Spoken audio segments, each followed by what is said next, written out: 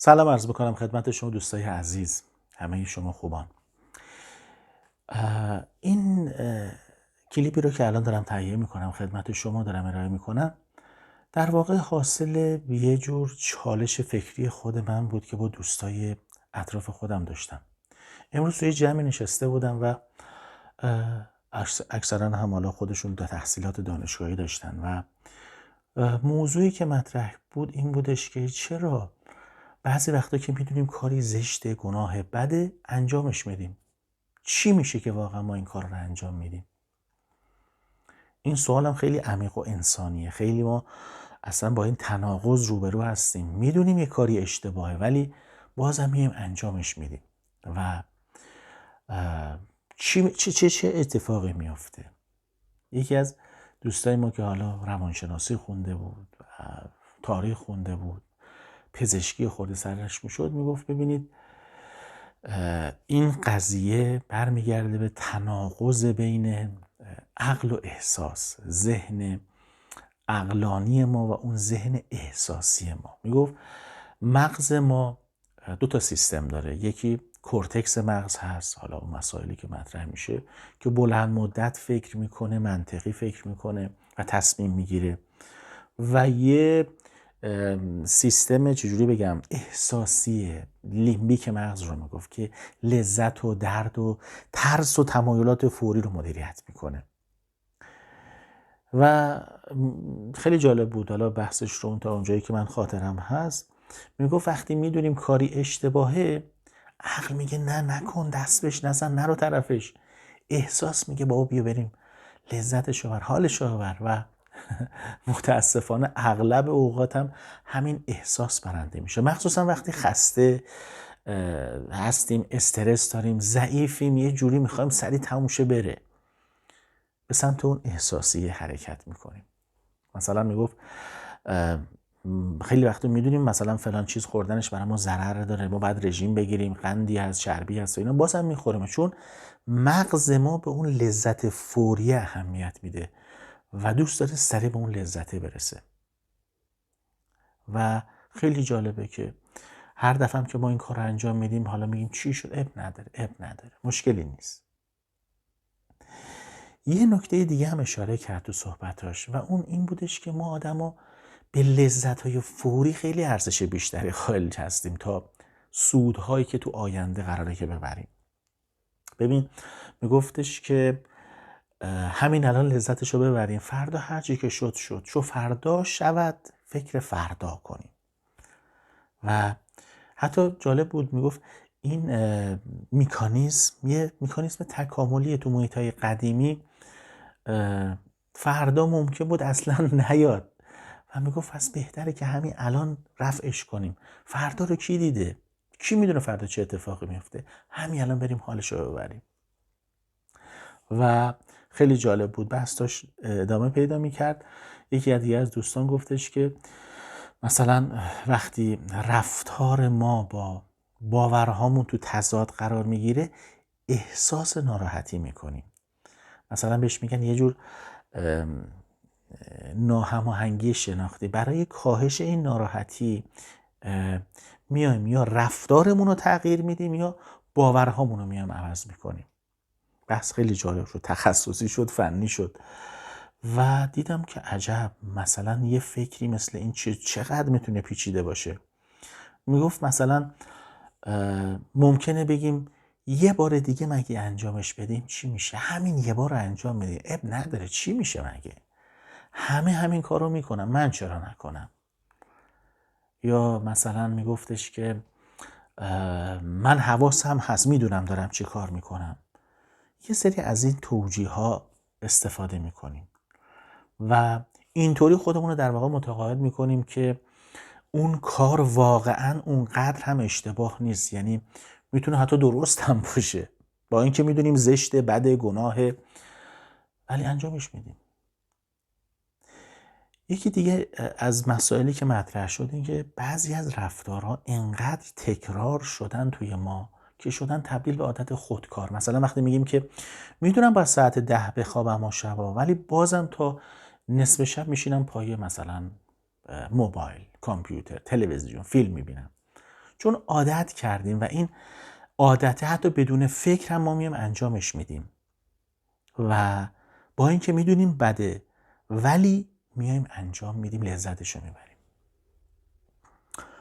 بعد بحث ما رسید به این که بعضی وقتا اراده یا مثلا تصمیمایی که میگیریم سست هست، مثل عضله هست که رو خودمون اگر کار نکنیم دیگه نمیتونیم مقاومت کنیم در برابر شرایط و این هستش که میایم و وا میدیم، تو حالت خستگی میایم تصمیم گیری میکنیم و این تصمیم گیری چون ارادمون کار نکردیم باعث میشه که اون کار اشتباه رو انجام بدیم. خلاصه بحث ادامه پیدا کرد و رفتیم جلوتر، گفتیم خب حالا راه حلش چیه؟ ما باید چی کار کنیم؟ وقتی میدونیم کاری زشته و میدونیم بده، چی کار باید کرد؟ اولین قضیه این بودش که خب باید شرایط رو تغییر بدیم. اگه میدونیم مثلا شیرینی بخوری برات ضرر داره، اونو نخر، نرو سمتش، یا مثلا هدفاتو بیا کوچیک کن، قابل دسترس کن. مثلا به جای این که مثلا بگی هیچ وقت مثلا شیرینی نخور، بگو فقط روزهای مثلا زوج میخورم، فقط مثلا بعد از غذا میخورم، مثلا دارم میگم این مسائل هست. یا مثلا بیا از خودت حمایت کن، وقتی اشتباهی کردی، کار بدی رو انجام دادی، بگو خب این بار نشد ولی دفعه بعد سعی میکنم که انجامش ندم، گناه زشته. پناه بردن به اعتقادات و مسائل دینی و مذهبی مثلا میتونه باشه. ولی یه نکته اساسی خیلی اینجا برای من جالب بود که دونستن خیلی وقتا مساوی نیست با انجام دادن. رفتار تغییرش سخت‌تر از دونستنه. ببینید باید قدم‌های کوچیک برداریم. هر بار که مقاومت میکنیم، حتی اگه ناقص هم باشه، خودش میتونه یه پیروزی باشه. این که ما یه کار بدی رو میکنیم بعد پشیمون میشیم، یعنی این که میتونیم این کار رو انجام ندیم. انسان کامل کسی نیستش که هیچ وقت اشتباه نکنه. کسی هستش که با وجود دونستن اشتباه دوباره انتخاب درست رو بیاد امتحان کنه. شاید سخت باشه، شاید بد به نظر بیاد، ولی آخر نتیجه خودشو میده و اون کار اشتباه و غلط نباید بذاریم توی ما ریشه بدونه. مثلا حرف رکیک زدن، فحش دادن، دروغ گفتن، یا مثلا بعضی از رفتارهای بدی که ما انجام میدیم. مثلا خیلی جالب بود، بحث ما ادامه پیدا کرد، به دروغ گفتن رسیدیم که خیلی هم مهم بود. یکی از اون پیچیده ترین و رایج ترین رفتارهایی که همه میدونیم اشتباهه ها، نباید دروغ بگیم ولی بازم انجامش میدیم. توی فکرمون، تو رفتار و گفتارمون میایم این کار رو انجام میدیم. و بحث ما به اینجا رسید که خب میشه مثلا دروغ نگیم؟ چرا با وجود این که میدونیم اشتباهه بازم هی دروغ میگیم، بازم هی حرف تو حرف میاریم و میخوایم به اون خواسته خودمون برسیم؟ ببینید بحث ما جالب شد. ببینید وقتی که آدم ها دروغ میگن، ترس از پیامد دارن، ترس از درد، سرزنش، از دست دادن یه سری چیزها رو دارن. بیشتر دروغ ها از ترس متولد میشن و ترس از مثلا اینکه آقا طرف دعوا بشه، ترس از ناامید کردن کسی، دروغ مصلحتی میگیم، ترس از دست دادن عشقمون، شغلمون، دوستمون، موقعیتی که توش قرار داریم، برای یه سری منفعت خودمون میایم با کلمات بازی میکنیم. ترس از قضاوت کردن دیگر، مورد قضاوت قرار گرفتن دیگران هستیم. مثلا اگه مثلا راستشو بگم، مادرم دیگه دوستم نداره، همسرم دیگه دوستم نداره، باعث میشه که دیگران به من یه جور دیگه نگاه کنن، شغلم رو از دست بدم. یعنی با کلمات بازی میکنیم که تو اون موقعیت بمونیم. این ترس ها مغز ما رو وادار میکنه که یه راه فرار سریع پیدا کنیم و دروغ هم یه راه خیلی بی دردسر و راحت هست. خیلی جالبه در مورد دروغ گفتن. ما دروغ هایی هست، مثلا دروغ های سفید داریم برای اینکه از خودمون یا دیگران حفاظت کنیم، بهش میگن دروغ های مصلحتی، در حالی که میدونیم دروغ دروغه. مثلا میگن که من دروغ میگم کسی آسیب نبینه، اشتباه نشه، دلم نمیخواد اون ناراحت بشه. بس خیلی جالب بود. این دروغ ها رو بهش میگن دروغ های سفید، چون باز هم دروغن ولی با نیت خوب. یعنی میان جلو میگن که حالا من نمیخواستم اتفاقی بیفته، میخواستم همه چی خوب پیش بره، دروغ گفتم که اتفاق بدی نیفته. ولی همونطوری که عرض کردم بعضی وقتا اینو عادت شده، حتی برای چیزای بی اهمیت هم اینقدر دروغ میگن، اصلا ناخودآگاه خودکار میان این کار رو انجام میدن. حتی برای چیزای بی ربط هم میان دروغ میگن. مثلا زنگ میزنیم به دوستمون میگیم آقا تو کجایی؟ میگه آره من رفتم بیرون دارم خرید میکنم. حالا طرف تو خونه نشسته ها، حالا مثلا با موبایلش بازی میکنه، میگه نه من نشستم دارم کارم بیرون هستم رفتم خرید کنم. یا به طرف میگی مثل تعارفات دیگه، خیلی متشکرم، خیلی مخلصیم، خیلی چاکریم، در حالی که دوست داری سر به تن طرف نباشه. ببینید بحث ما این بودش که چطور با اینکه میدونیم کاری بده، زشته، گناهه، بازم انجامش میدیم.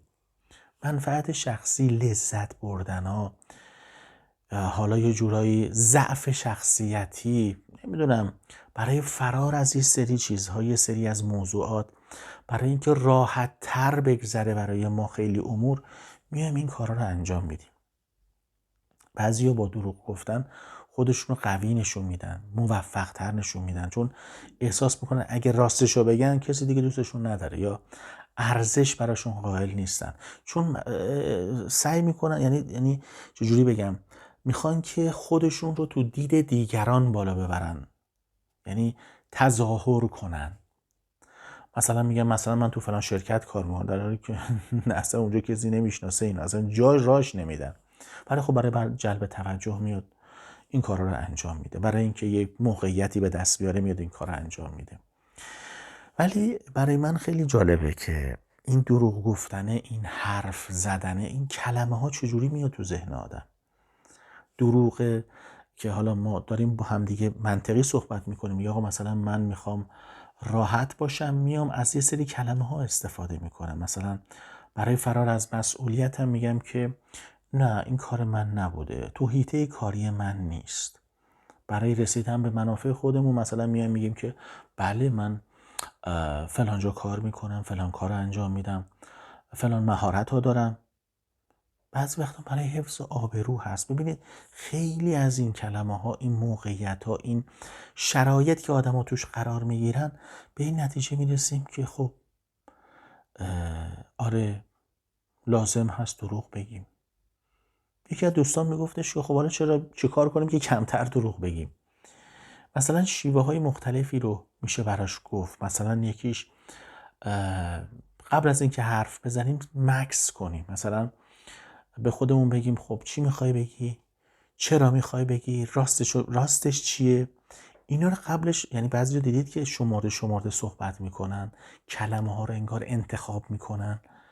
چقدر خوبه که ما بیایم و تو صحبت کردنمون کلمه ها رو انتخاب کنیم و حرف بزنیم.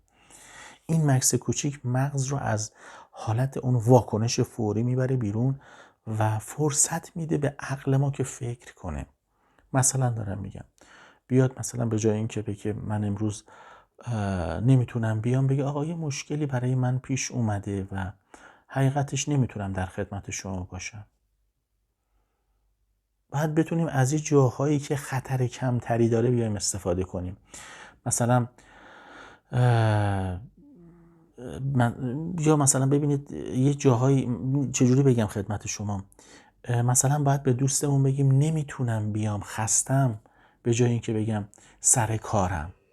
یا مثلا بگم که آقا دوست ندارم تو این شرایط قرار بگیرم. میتونید چی عرض میکنم خدمت شما؟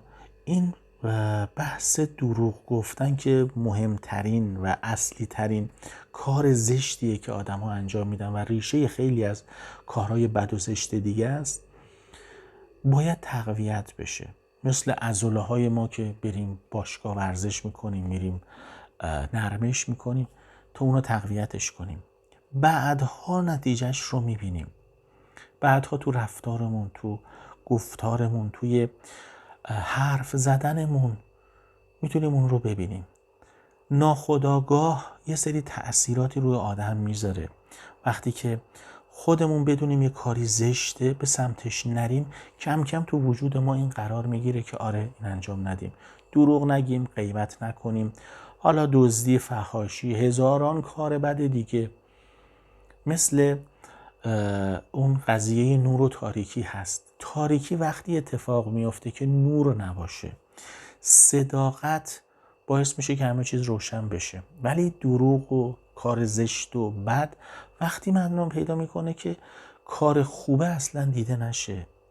اگر کارمون رو درست و صحیح انجام بدیم احتیاجی به دروغ نداریم، یا برنامه ریزی داشته باشیم. این برای من خیلی سوال بود که حالا این بحث ما عرض کردم حاصل یه بحث دوستانه چند دقیقه بیشتر نبود، 10 دقیقه بیشتر دور هم نبودیم، ولی میشه واقعا این مباحث و موضوعات رو مطرح کرد. حتی من توصیه میکنم به شما که توی جمع‌های خودتون، حالا متاسفانه همه جمع‌ها دیگه رفته تو فضای مجازی، من رفتم وارد جمعی شدم دوستان خانوادگی بود، بعد چند وقتی حالا دیدن همه احوال پرسی ها رو کردن، بعد یه مدت دیدم جلسه خیلی ساکت داره میشه، همه رفتن تو موبایلشون، دارن موبایلشون بازی میکنن، اسکرول میکنن به قول معروف. بعد دیدم که نه، این آدم‌هایی نیستن که خودشون بخوان فکر کنن، هرچی توی فضای مجازی باشه همون رو قبول میکنن، اسکرول میکنن، میرن بعدی. حتی دیگه حوصله این رو ندارن که با همدیگه منطقی صحبت کنن و برای من خیلی درد داشت. و وقتی که من این صحنه رو دیدم ترجیح دادم که از اون جمع یه جورایی عذرخواهی کنم، بگم آقا من ببخشید کار مهمتری دارم، اگه اجازه بدید برم به کارم برسم. این بود که میگم این بحث کار بد، کار زشت که بعد نتیجهش رو هم مسلما تو زندگی خودمون هم میبینیم، بعدها تاثیر خودش رو میذاره. ولی به طور خلاصه میخوام عرض کنم، جمع‌بندی هم کنم، این هستش که برای این که ما بتونیم روی این قضیه تاکید کنیم که کار بد بده، کار زشت، حالا کار منفی به یه نحوی، باعث میشه که آدم ها کم کم از اون اصول، حالا نمیدونم بگم اخلاقی، قانونی، شرعی و عرفی فاصله بگیرن. اگرم بخوام جمع‌بندی کنم حالا، چون بحثمون خیلی به درازا کشید، به طور خاص اگه مثلا بخوام همون دروغ رو بگم، اینو باید بگم که اگه سوال ما این باشه که خب چرا با وجود دونستن اشتباه و غلط بودن، گناه بودن، بازم داریم انجامش بدیم، باید اینطوری بگیم خب مغز ما 2 قسمت داره، عقل و احساس. عقل میدونه که اشتباهه، اما احساس ما میگه که خب من یا دارم میترسم، دوست دارم لذت فوری ببرم، نیاز به تایید دیگران دارم، این فرمان رو میگیره و بر این اساس هستش که میاد جلو. عقل میگه نرو، احساس میگه باشه، همین یه بار، همین الان میگم راحت میشم، رد میشم، میرم. این موضوع خیلی مهمیه که باید روش کار کنیم، بدونیم، بشناسیم، بفهمیم این قضیه رو. موضوع بعدی که حالا به عنوان جمع‌بندی دارم عرض میکنم خدمت شما، حالا در خدمت شما هستم، چیزایی مثل همین دروغ، کارهای زشتی برای فرار از درد و ترس و قضاوت دیگران هست، برای حفظ صورت هست، برای جلوگیری از یه چیزایی مثل دعوا، برای جلب توجه یا پذیرفته شدن هست. اینا اون دلایل مهمی هستش که با اینکه میدونیم کار بدیه، زشتیه، ولی انجامش میدیم، اما قیمت بلند مدتش از بین رفتن اعتماده دیگه، به خودمون حتی به دیگران هم هست. داریم در واقع خودمون صدمه میزنیم و عادت و فرهنگ دروغ رو اگر مثلا ما توش قرار بدیم، یعنی جورایی اگر کار خودمون قرار بدیم، بعضی از بچگی مثلا یاد میگیرن که راستگو باشن، بعضی از افراد توی خانواده های بزرگ میشن که مشکلات خانوادگی دارن، طرحواره های ذهنی دارن، یا میگم خیلی میشه در مورد اینو صحبت کرد. بعضی از این کارهای زشت و بدی که ما انجام میدیم ناخواسته است. راستگویی سخت‌تره ولی پایدارتره. دروغ یه مسکن فوریه و راستگویی به حساب جراحی دقیقیه که دردش بیشتره ولی درمانش دائمیه. همه اینها رو میشه گفت، ولی این خیلی مهمه که آدم‌ها تو موقعیت که قرار میگیرن چه رفتاری میکنن. ببینید دوست من هزاری هم که بیام اینجا صحبت کنم در مورد این که بد زشت بده، ولی تا من خودم توش قرار نگیرم که نمیتونم برای شما تصمیم بگیرم. شما میتونید اون لحظه‌ای که میخواید این کار انجام بدید به اون استادتون، هر کسی که هست، زنگ بزنید بگید که خب الان باید چی کار کنم. نه، خیلی وقتا خودتون باید تصمیم بگیرید. باید رو تصمیم گیری تو اراده خودتون کار کنید. کار بد بده، کار زشت بده، ولی چطور میشه اینها رو مدیریت کرد که درگیرش نشیم، که عادت ما نشه. دروغ چرا بده؟ راستگویی رو تو موارد بی خطر بیایم تمرین کنیم. مثلا با فروشنده پیش خدمت، دوست صمیمی خودمون، راستگویی مهربانانه داشته باشیم. راستش رو بگو ولی با ظرافت. نیاز به زخمی کردن طرف نیست. با خودمون صادق باشیم. هر شب از خودمون بپرسیم امروز چند بار دروغ گفتیم، چرا دروغ گفتیم، چه ترسی پشت اون دروغ بود. همه اینها رو که کنار همدیگه قرار بدیم میرسیم به یه جای خاص، و اون جای خاص اینجاست که عزیز من، دوست من، نمیدونم چجوری بگم خدمت شما، وقتی که آدما به یه اصولی میرسن دیگه چیزی نمیتونه اونا رو تغییر بده. نمیخوام بگم آدمای دوگمو به قول معروف سفت و سختی میشن، نه، آدمایی میشن که دیگه پذیرفتن که این راه و رسم درست و راستیه، هر اتفاقی میخواد بیفته. من بحثاب رو جمع کنم. سوال اصلی ما این بودش که چرا با این که میدونیم بد زشته انجامش میدیم. علت اصلیش هم اون بحث عقل و احساس هست، ترس و لذت، عرض به حضور شما قضاوت از دیگران هست. ما میتونیم اینو مدیریتش کنیم، بیایم با خودمون، با دیگران این رو مورد بحث قرار بدیم. شما تو جمعای خودتون بیاید این موضوع رو که الان مطرح کردم مطرح کنید.